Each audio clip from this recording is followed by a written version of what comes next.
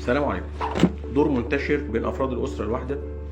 الام تيجي تقول لك يا دكتور والله انا زوري بيوجعني، عندي كحه، ابن الصغير بيكح، الكبير بيعطس، اختهم بتسهل، بترجع، معاها سخونيه، ابوهم كان سخن برضه من يومين واخد الدور وبس خف وبقى كويس. الدور دوت عدوى فيروسيه، هو سريع الانتشار وكل حاجه، بس سببه فيروس، ممكن يبقى متحور كورونا، ممكن يبقى فيروس تنفسي مخلوي، ممكن يبقى فيروس الانفلونزا العادي. يعني ايه عدوى فيروسيه؟ 4 أو 5 ايام الدنيا بتبقى كويسه، ما بنحتاجش معاها علاج اكتر من راحه، سوائل دافيه، باراسيتامول لو في سخونيه خفيفه اذا لازم نقف.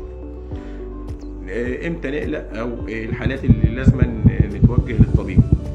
لو الدور اللي احنا بنقول عليه دوت طول اكتر من 5 ايام، اعياء شديد، تكسير في الجسم جامد، سخونيه ما بتنزلش، حراره، كحه ما بتفصلش، كحه بقت فيها بلغم، العيان دوت بقى عنده اسهال، الجهاز الهضمي اتاثر، بقى فيه ترجيع، بقى فيه وجع في البطن شديد، لا والله دوت نروح نكشف على طول. في فئه كمان برضو عندنا الاطفال الرضع اللي هو اقل من 6 شهور، وبنقول خلاها اللي اقل من سنه كمان، دوت مناعته ضعيفه، الدور فعلا بيأثر عليهم جامد، بيصيبهم بنزلات شعبيه كتير، بالتهابات شعيبيه، بالتهاب رئوي. فالاطفال الرضع ده يكشف اول ما يكح، ما يستناش المده اللي احنا بنقول عليها دي.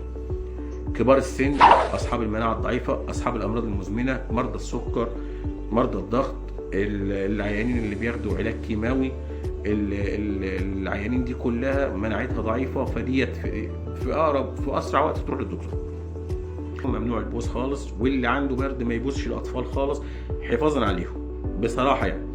طيب الاطفال اللي هم في الفئه الامنه اللي هي اكبر من سنه او سنتين، الاطفال اللي بتروح دروس، بتروح مدارس، بلاش اليومين دول، يريحهم في البيت منعا للانتشار.